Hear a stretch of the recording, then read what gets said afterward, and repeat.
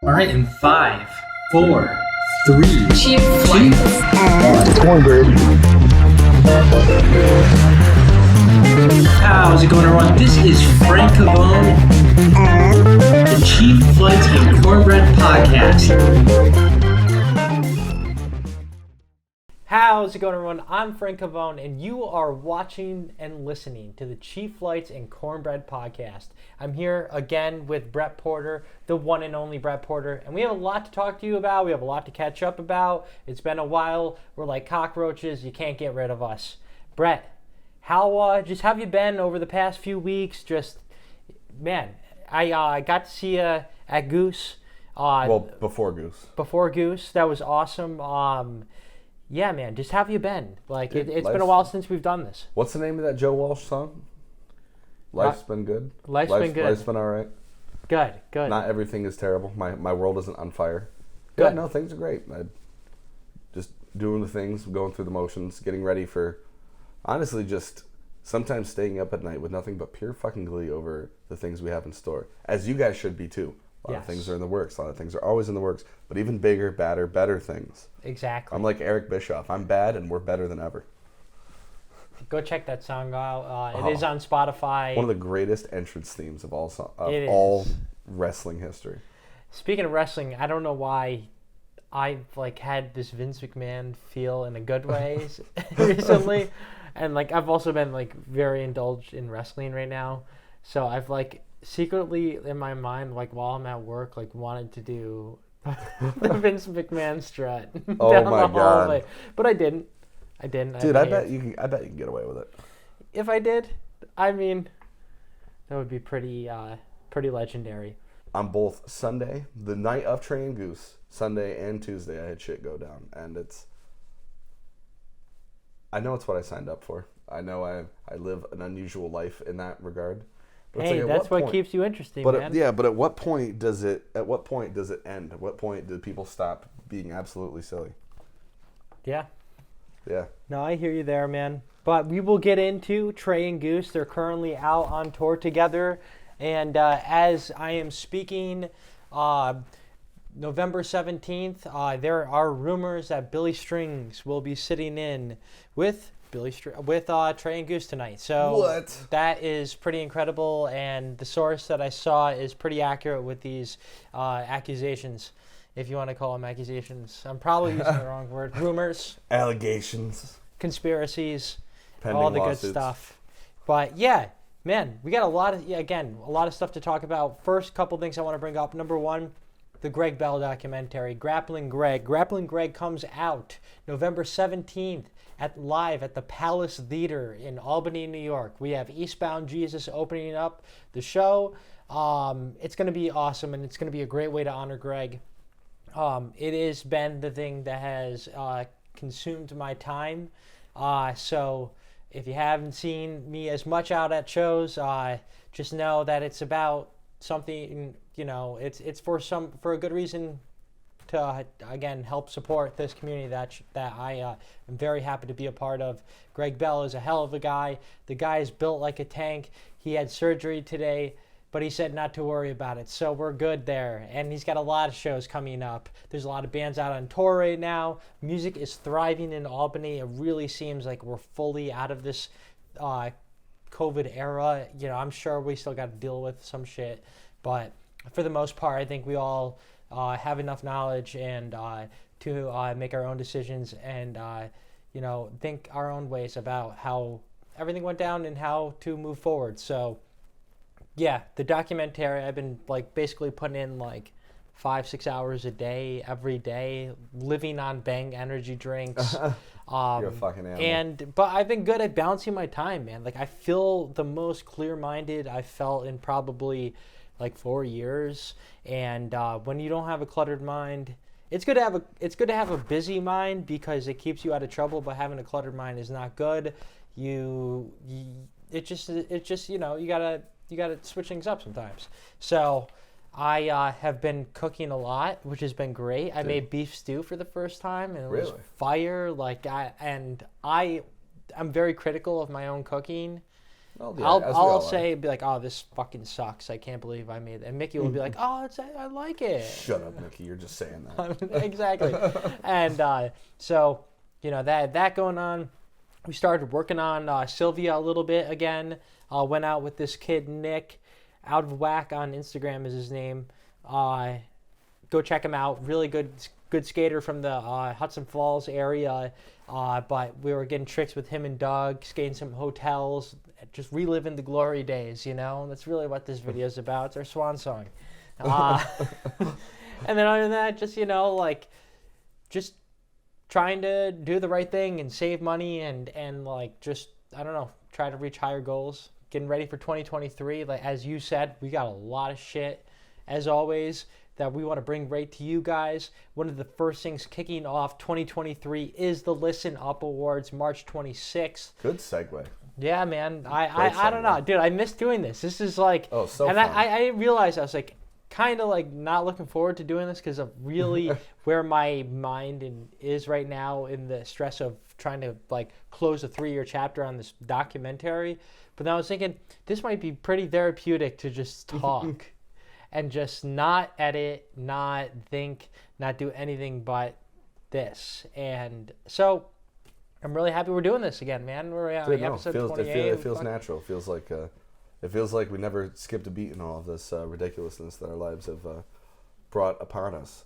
Legit. But you had me at Listen Up, though, because I don't know about you, I had a hell of a time at the premiere, the inaugural Listen Up Awards. So the fact that we're renewing this bitch for a second run. Second run. Excites the hell out of me. Partnering up with Radio X. Shout out Rob. Shout out Art for just being great people to work with throughout all of this past year and moving forward. I really, like you said, it is a lot of fun. It's exciting.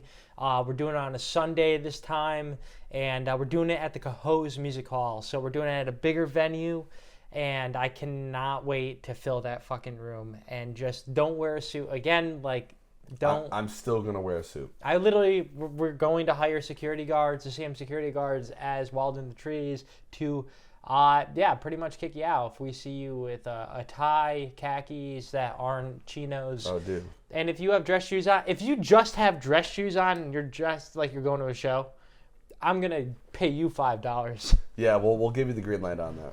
We'll give you a green light. You decided to wear the least comfortable pair of shoes. Yeah. For a time where, hell, depending on who, I don't know who's playing. I know we're going to have some music there. Yeah. Depending on who's playing, maybe you want to just jump and jive. And if you're doing that in some dress shoes, God bless you, because that's never a fun undertaking. Hell, when I went to this last one, I didn't wear dress shoes. I wore everything else dressy. But I tried to keep it as down the middle as possible. I wore sunglasses inside for the whole occasion. Had a bandana. Drank a metric fuck ton of Hennessy. I was the place to do it, dude. man. I was on top of the world, and I am just cannot say enough nice things about how that turned out, and the turnout was phenomenal. And if it scales even another 25 or 50% from that, I would consider that a massive success. And just having everyone there together. Other than that, content wise, Mirth Films, we've been doing podcasts less and less. We are trying, and again, man, we're trying so hard. This breathes life back into even what I'm doing with the documentary, and we have had content come out. We've had a lot of content come out actually. Right now, if you head to our website mirth-films.com, you can find some great interviews that we've done with Chestnut Grove, Joe Biss, Lock 9. Got to talk to Anthony Rikiki, who not only is a talented artist, but is a hell of a bass player. And they just opened up for Trapped at the Chance Theater. So if you want to read a little bit about that, please head to our website. And even on YouTube, we've been at the Putnam Place a lot recently. And please go check out some of the shows that we recorded. Freak Bass and the Bump Assembly, one of the greatest bands to come out of the post-Turquoise era. Highly recommend that, especially if you like aggressive funk music. This is aggressive funk music. It features great musicians. Go right to our YouTube channel. We just did an interview with Parkway Music and did a little backstory on how they built their 30-year legacy here of selling guitars and other instruments. So that was really cool talking to Tom, the owner, with Rob Schmiddix. Shout out Rob Schmiddix. Definitely go check that out. And then just some old skateboarding footage. I deleted my old YouTube channel. Really? Gone for good. I was like, what? How many subscribers did you have? Barely any. I think I had like 500 subscribers. Only 500 subscribers. But like I was like, there's like live music content on here that could be on Mirth Films. There's these, old skateboarding videos that Doug and I developed, that really help, are reasons why Mirth Films is a thing that should be on Mirth Films. So I was like, fucking throw all this shit on here. Makes more sense. And then that even threw me into a question is like, I'm going to start ramping up these camera review videos again. Is it even smart to put that on Mirth Films if it doesn't sit with the content that we're making? And I was like, you know what? I'm just going to make it curated towards people who work in the concert industry. Yeah. So instead of, hey, check out this camera, it's how is this, this camera review from a concert photographer's perspective or whatever, and showing examples that way. So right now, I just think YouTube is the fucking place to be. Like, Facebook's great. We already know that it's great for impressions and getting a business built. We've been doing that. We feel good. We got a lot of great people who follow us on there. But YouTube, we're films. We're Mirth Films, not Mirth. Right. Not Mirth Feed. We are just, we make videos. That's what we should be doing all the time. And 2023, man, I mean, once we can announce this big thing that isn't already guaranteed to happen next year, like Wild in the Trees and Listen Up, is this blank. And this blank is going to be so great, and I can't wait. Fucking wait to have this blank. I blanked in my pants, like, thinking about it on the way here. And ideally, and I have faith the blank will work out. And really, regardless of how blank does or doesn't happen, if it even exists at all, or if it, for one reason or another, becomes an abandoned idea, our goals for 2023 are quite simple. Aside from the obvious things of growing our listenership and viewership, but we also want to just keep pumping out the fucking jams, pump out the content, and not content farm. And that is something you find it especially, there's this one channel, it's a Russian, they're part of a Russian content farm, the 5 Minute Crafts series. For all the they 5 just minute, boost out content. It's all 5 minute life hacks, and none of them actually make your life any easier. But that is where like the term content farm comes from. And I've heard some people use it not in a derogatory way like that, even though it is an insult. But we're not farming, although. No, we were trying to make something interesting, and while satisfying our own creative abilities. And that's where, we want to create stuff that matters, stuff that's impactful, and we hope the stuff we've been making up until this point has been, just like going out there, talking to a business, talking to, this phenomenon of a thing that's happening in the Northeast of the United States, and doing a mini documentary on it, capturing this 10-minute feel-good piece. And because one of the things that inspired me when I was skateboarding, getting into video production at the very beginning levels, was Vice Media before they got to where they are today. Like, some of the documentary pieces that came out from there just makes me think that we really need to start utilizing our connections a lot more, because we are I wouldn't say we're very well connected, but we have enough connections with enough large bands, large artists, festival promoters, etc., that we should be hitting it from the ground level and filming those 10-minute short docs of just this is the way to tell it, not sit somebody down in a fucking chair. And when we do that, after we've already done that short doc piece, bringing them into the blank and sitting down at the podcast and talking to them in a long form piece, right? Have fun with somebody, bring back an old guest that we've had. Yeah, exactly. Like, revisit how, if they've been on the podcast before, see how things were during that blank as opposed to how things are with how blank could possibly pan out. And that's why blank is...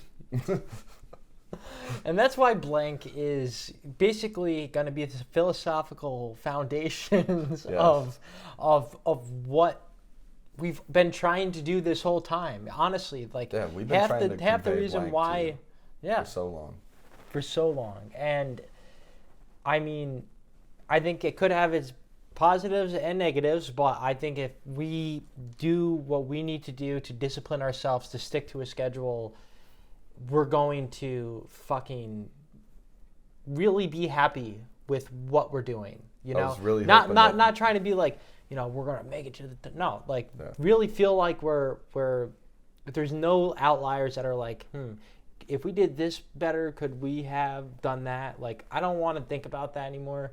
I think that we're fully capable of making quality shit. I mean, we have the gear, we have the knowledge.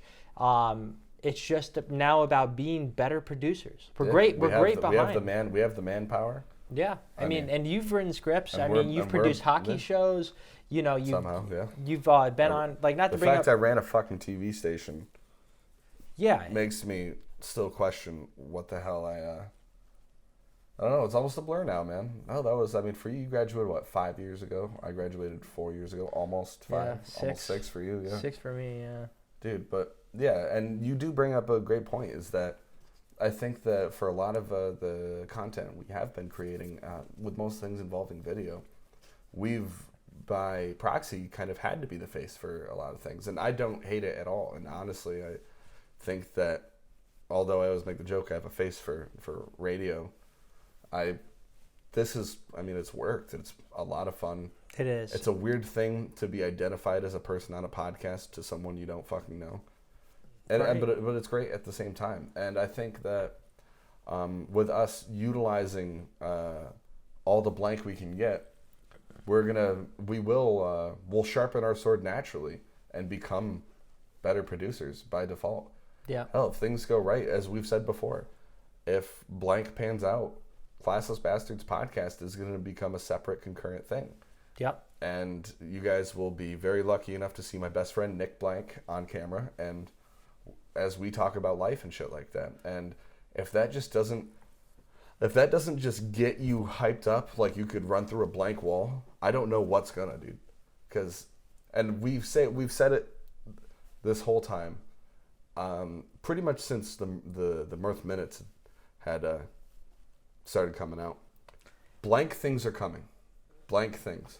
And it's funny you bring up Mirth Minute, because it was either a year ago today or yesterday. The first ever Mirth Minute. And I only know that because I'll usually, like, to prepare my mind for content the day before, I'll go and, like, look at my Dropbox where I keep all my archived photos and type in the date to see what I've done that day in whatever year. That's my version of Time Hop. And it was behind the scenes photos 11/17. I was like, dude, damn, we gotta fucking do it. And curate it more either locally or far reached. And that's where I think, bam, you know. Yeah, and that might be a blank time decision, but one way or the other, no matter what direction we go with it, if we do reach out further than just the Capital District and the beginnings of upstate New York, whatever, we can still work with that, because just like there's way more to bartending than how to make a drink, there's way more to telling the news than reading the script. Yeah, it's true. It really is. Yeah. And I'm also excited to spend some money on this. Like, you know, I was thinking today, I was like, I got all this gear here, like 9 or 10 cameras, right? But, like, how am I going to be able to come and go if I have to do something? And that's where I was like, you know what? Spend some money. Get some PTZ cameras, get some cameras that are just joystick controlled, set up anything that needs to stay there, has to stay there, is going to stay there at the blank. Right. And, exactly. you know, like, I want this to be, I don't know, everything that we've talked about, which, again, why we're continuing talking about blank is, we're excited because it's going to change, again, the game. It really is. Yeah. And if you guys are worried, ask your doctor if blank is a right fix for you. Don't try blank without consulting your primary health physician. Yeah. So I think I've actually ran out of ways to incorporate blank. I think I've used it as a synonym, antonym, noun, verb, sexual object. Like it's. I think I'm all blanked out, dude. I think I'm actually drawing a blank. I'm drawing some blanks too, but you know what? We're gonna bring up just some news related stuff just to fill some time here. We got a lot of upcoming tours coming up. Lotus just shared a massive 2023 U.S. Spring Tour announcement, and I wasn't really a Jamtronica guy, and I still am not, but I saw them once at the Coast Music Hall to take some photos, and I was actually blown away. And now Tim Palmieri from Kung Fu is in the band, and so they're awesome. They're going to be coming to I almost called it Northern Lights. They're going to be coming to Empire Live. Wow. In 2023. Yeah, we're going to hit up a show at the Pepsi Arena right after. We are, man. And take a trip back in time. But yeah, so if to know the exact date, head to mirth-films.com. We got the Wood Brothers with some dates. Mo is going to be returning to the Palace February 24th and 25th. February 24th is actually Mo Day in Albany. They got the city proclamation. This was 2018. There's a whole story about that. I could tell you, just not on camera. But yeah, so that was cool. Mo Day, and it's really cool that they're going to be coming back. So speaking of jam bands, Goose and Trey were in town at Glens Falls Civic Center, and the last time Fish or just Trey has been in town to play the Civic Center was in 2013, which is the whole reason why Mirth Films started. I thought it was 2015. 2013. Ah. Yep. October 23rd, 2013. Actually, the whole reason why Mirth Films is a thing is because of that day, actually. Which is a whole nother story and a whole nother video. But you actually had something really exciting to you happen to you after the show, which you weren't even able to make the show, but it seems like the show came to you. The show always finds its way back to me, man. So, yeah, I was lucky enough to get to hang out with you for a second, see an awesome Glass Pony pre-show for a little bit. That was killer. Got to go down the downtown Glens Falls version of Shakedown Street. Dude, I bought a beer in the driveway in the parking lot of a bar. It was great. All the least serious vendors I've ever seen.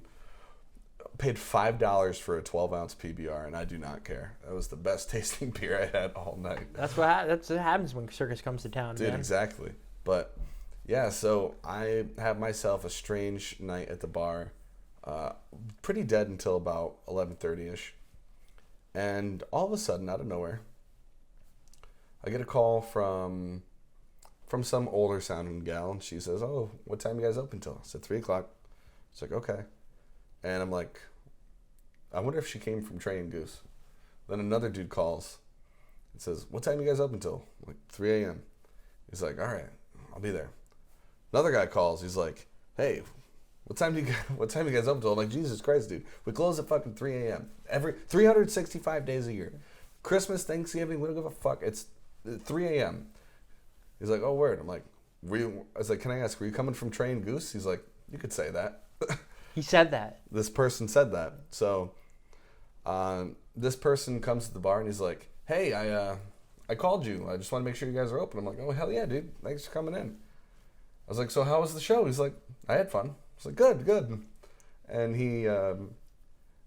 I was telling him that I really wanted to go to the show. Never thought ahead of time to buy the tickets. I had them like in my cart online, and then I just never followed through with it. And I was still a little hungover because this was the day after Andy Frasco, and I had fun. Oh my God, that's right. So I'm talking to this guy, and he has a bunch of people who just look like they're from Vermont. A lot of sweaters, a little bit of a jam bandy vibe. They all look like they came from Trey and Goose. This guy and his posse, and he orders a couple drinks, and we're talking. And he says, "So why didn't you make it to the show tonight?" He's like, "Why didn't you make it to Tab?" But I'm like, "What the fuck is Tab?" It's like Trey Anastasio band, and I felt really dumb for a second. And I said, "Yeah, I forgot to actually go through with buying the tickets," and then 4 days before the show, I remembered, and I did not buy the tickets. Yeah. So I asked him. I said, "So where were you sitting?" He's like, "Oh, I'm in the band." I'm like, "You're in Goose?" He's like, "Yeah." I'm like, "Yeah, okay, all right, dude. I'll entertain that, whatever." And I'm fucking. So you know this person. You know this person. He's like, "Yeah, I'm there. I'm in the band with them." I'm like, "Where are you from?" He's like, "I'm from Connecticut." I'm like, "Okay." He's selling it. I'm like, "When did you join the band?" He's like, 2020. I'm like, "Okay, now I don't know." I said, "Fine, let me Google you." He says, "If I show you a picture of me on stage with Trey, would you believe me?" I said, "Yes." He said that? Yeah, he's like, because I was like, I don't know how else to. Oh, also the Google image did not look like him, just the angle of it. Yeah. And there he was on stage with Trey. I'm like, "I'm so sorry I doubted you." And I did the one thing. So just as a rule of thumb, guys, if you see a celebrity somewhere, no matter what level they are, and even if you have a friend who like is diehard for him, don't do the thing where you call everyone you know and say, oh my god, what's his name, Jeff something. I only know his first name. Oh, you're saying in the band. Yeah, Jeff. Yeah. So yeah, I have Jeff from Goose in my bar, the drummer, and I really wanted to call everybody that I know and tell them, "Hey, Jeff's here," and I didn't, but I did text Frankie about 11 times, all caps, SOS, Goose is at the bar. Yeah, dude. And I thought you originally said that to make me feel bad for not coming to theaters. Honestly, that's the way. You thought I was fucking. But then I was like, you know what? It fucking probably happened. Yeah. And the person being the bar opened the latest. That's awesome, man. That is so cool. The show came right to you. Yeah, and he was a very nice guy. And honestly, had we not gotten in that line of conversation, no one would have ever guessed that this guy he had no type of, like larger than life mentality about him. That's cool, man. Very, very normal, really cool dude. You obviously met Sean, the other bartender. We tried to convince Jeff that Sean was my dad, as we do with everybody. And we ripped a couple shots with him on the arm, and he's like, "I gotta walk back to my hotel." And I said, "That's fair. You do that. Good show tonight, man." And then somehow, some way, I don't know how I got it exactly, but there was a Trey and Goose poster left over when everyone left the bar. And it was fucking awesome. And you want to know what's something funny? People in that line waited like hours for those posters. I heard there was only like 250 of them. Yeah. And then another special edition, like glow in the dark one. Dude, by the way, whoever is making the art for those posters is an animal. They are tremendous. They are awesome pieces of art. The Glens Falls one is great. The one for I'd like to say, where are they tonight in Pittsburgh, Philly? Oh, the space one? Yeah. Yeah, that one's cool. God, we'll cut that out, possibly. But it gives me, like, big Parliament vibes, dude. Like, I really felt like I was about to be on the fucking Mothership Connection just looking on that poster. Dude, they're doing it right. And that's the thing. Just like Fish, they've kind of adapted some Fish-related things. And some of the artists now are who make Fish posters, make the posters for Goose. And the way it works is it's a different artist every night, which is so cool that they basically contract out to each person. Dude, and then awesome. one of the most famous poster maker from Fish, not from, like, he doesn't work for Fish, he does stuff for Fish. His name's Jim Pollock. I don't know if you saw the one poster, it's like the carrots, like, and they're all there, like on this like white simple poster, but his poster is like let's just say the New Year's Eve 12/31/95 Madison Square Garden poster that Pollock made. That's probably like a $10,000 poster right now. Really? Like, people, it's like stock. It's like buying a piece of art. Yeah. That's what it really is. And one of my buddies, shout out Jake Pagnotta, he has a shit ton of posters, and I mean, it's tough. It's a pain in the ass to wait 2 hours, $60 for the poster. It's expensive. You got to hold on to it all do night. you pay for the posters? Oh yeah, you got to. They're limited edition. Oh, I thought it was just a thing they gave out for first in line. So, okay. In some ways, I feel better and worse about giving it to Mirth Minute Superfan Davey. Oh, Dave won. Dave won the game. Dude, Dave won the game. And he was at Peter's during this whole thing. And I was like, dude, hey, he's like, Brett, I'm not messing with him. I don't want to bother him. I'm like, God damn it, Dave. Why do you have to be the most mature person here right now?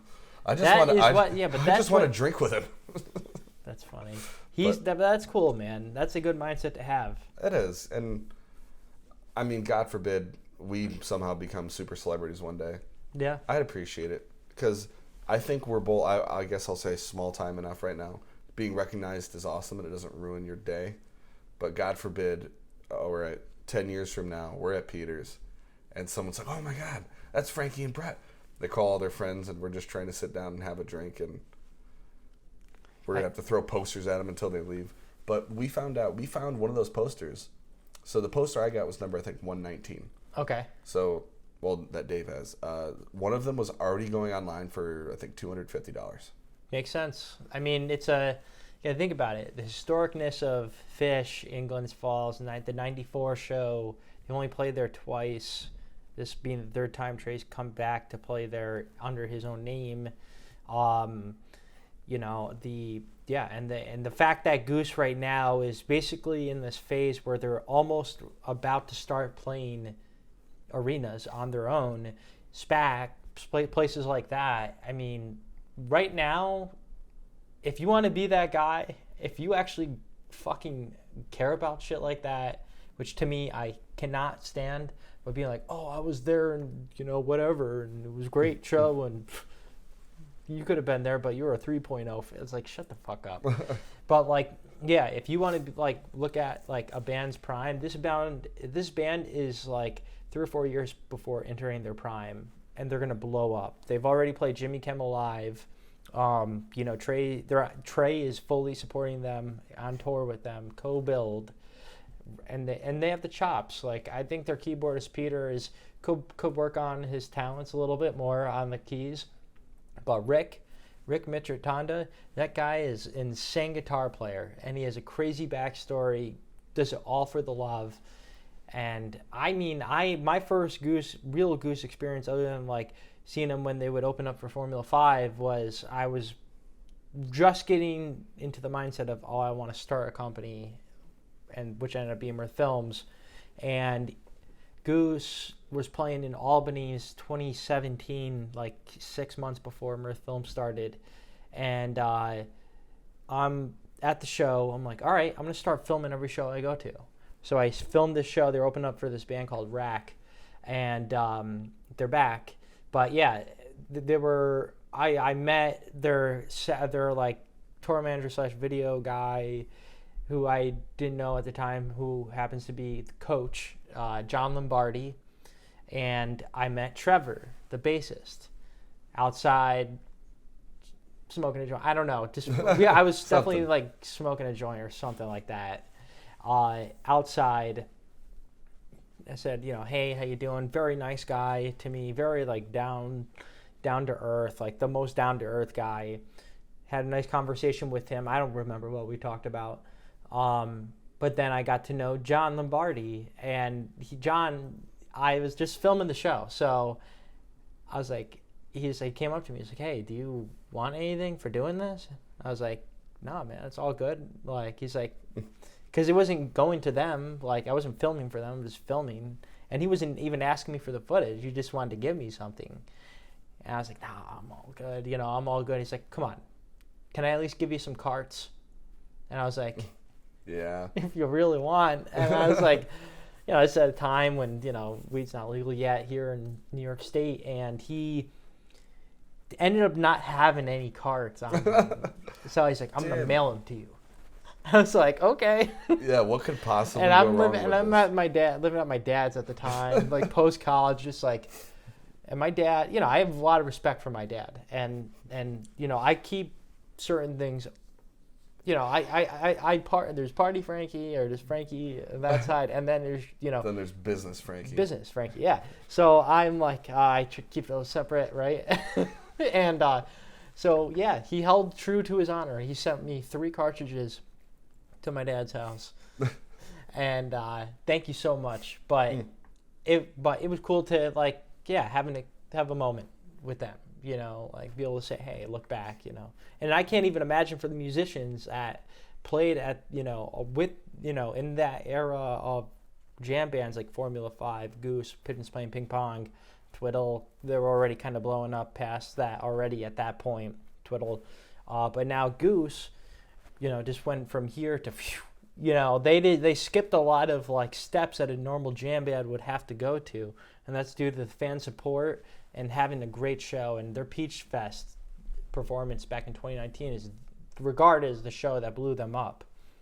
Later on, into going fall 19 into 2020 pre-pandemic, they basically went on this tour with Pigeons across the states, and ended up becoming the bigger band out of it. Like you hear about other bands like Metallica, who opened up for Ozzy Osbourne back in the day in 86, 87, and Ozzy came on after, and fans were ripping seats out of the venue, pissed that Metallica didn't play longer, crazy shit like that. But yeah, these guys are going to be playing Madison Square Garden one day. They're going to be worth millions and millions of dollars. If you want to see a band blow up before your eyes, now's your last chance. Seriously. But going into what we've been going to see and the experiences we've had, I think it's time to talk about what we've been consuming, what we've been watching, what we've been listening, and what we've been playing. What have you been consuming, man? Dude, all right. So, okay, full disclosure here. And I will tell this story quick because it does lead into all of this.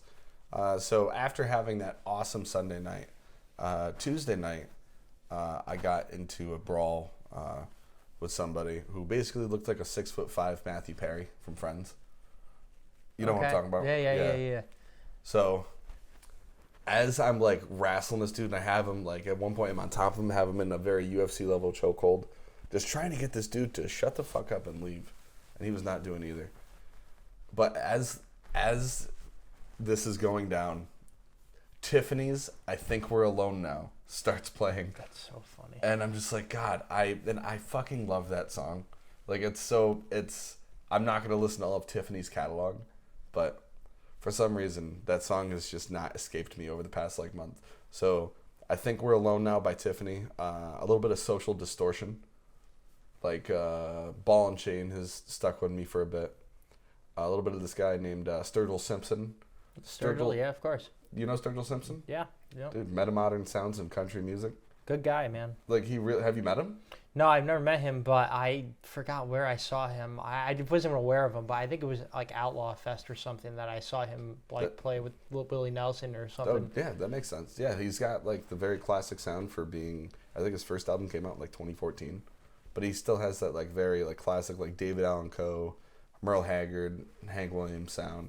Yeah. And I love that shit a lot. Watching though, mostly watching the Steelers go down the path of mediocrity. Yeah, as they very sad. Struggle. It's gonna be 4 years before we're good. Dude, and the weird thing is we beat a very good Cincinnati team.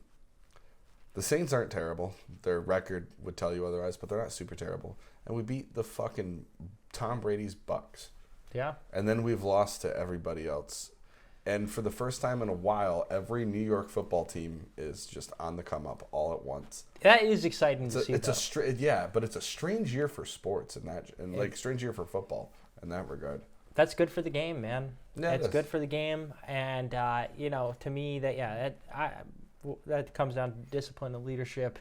Fire Tomlin 2024. Right. That's what I'm rooting for. Is that when his contract's up? No, but I just win the presidential election. Sorry, might as well put it on the official Pittsburgh, Pennsylvania bracket. Get rid of him. I'm sorry. Start fresh. Go back to the Rooney roots. Come on. Yeah, does he have? There has to be a Rooney kicking around somewhere who could just fill in as a coach. I'll tell you who isn't though. Bill Cowher's team. So that's why, Yeah. let's just say, come on, let's be real here. When did they win last time? When did he win last time? 2008 with, like 30 or 40% of that team from the 2005 Super Bowl, right? Dude, basically that entire defense. And then I think by then we'd had Emmanuel Sanders through the draft. We definitely had, Rashad Mendenhall. Oh, definitely had Rashad Mendenhall. We had Hines Ward in that Super Bowl. We had Ike Taylor, his defense. He was in that Super Bowl. Ike Taylor, Ryan Clark, James Harrison, Brett Kiesel. I wouldn't be surprised if Antoine Randall was signed back for that. Yeah, I know he spent a little stint in Washington. Yeah. Do you ever watch his, you know how for like the first drive of each team, they'll do like the introductions for the starting lineup? Yeah. Antoine Randall always sounds like he's a radio announcer. He is, dude. What a guy. Jack of all trades. Yeah. What have you been playing? Have you been playing anything? Oh, fuck no. No, Nothing. I have spent so little time near a computer, it's kind of sad.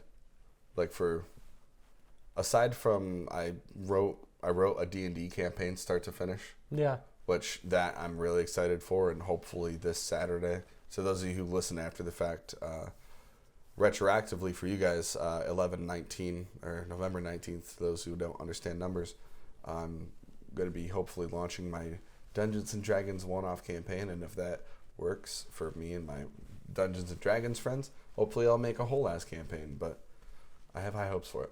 Hell yeah, man.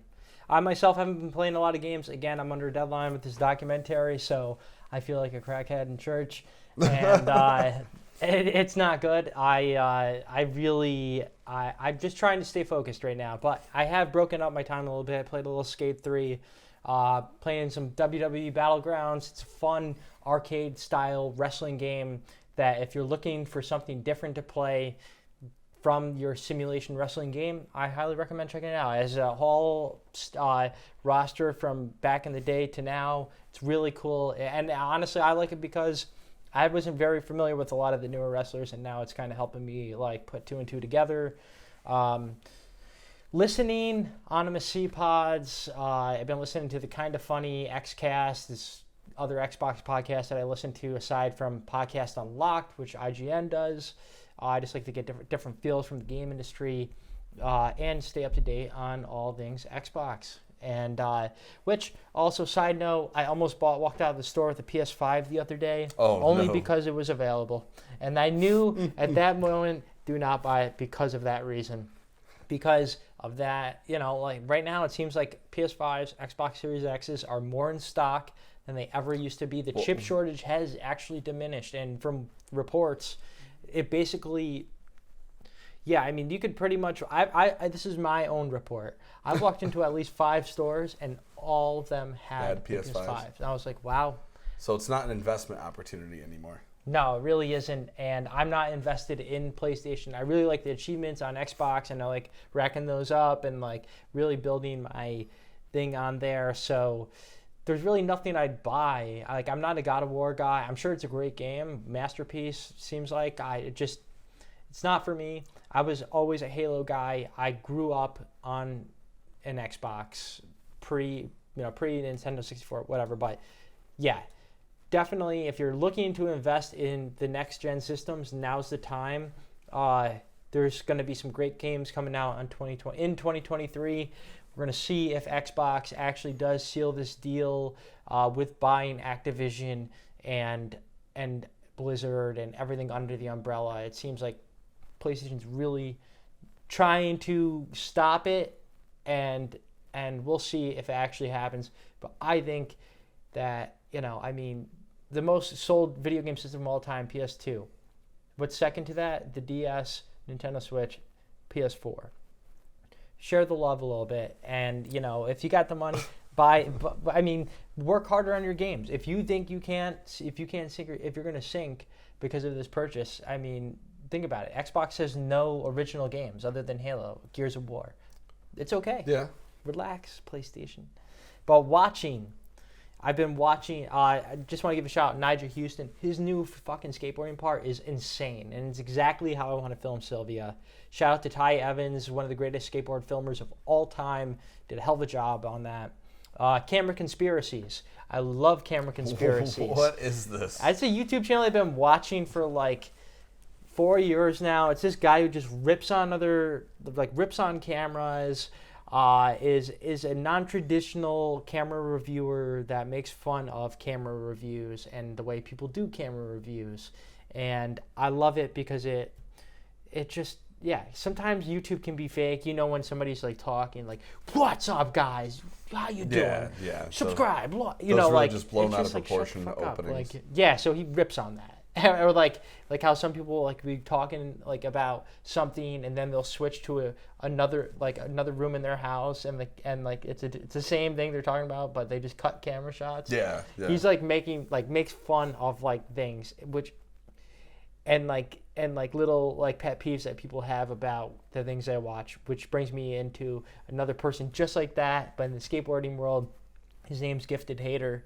And he just rips on skateboarding things that need to be talked about. He's a whistleblower, and I like that. And I like that in the sense because I think in a time where social media is the most important thing in a lot of people's fucking lives, which is so sad, there's a lot of fakeness, and there's a whole positivity train which is very easy to ride.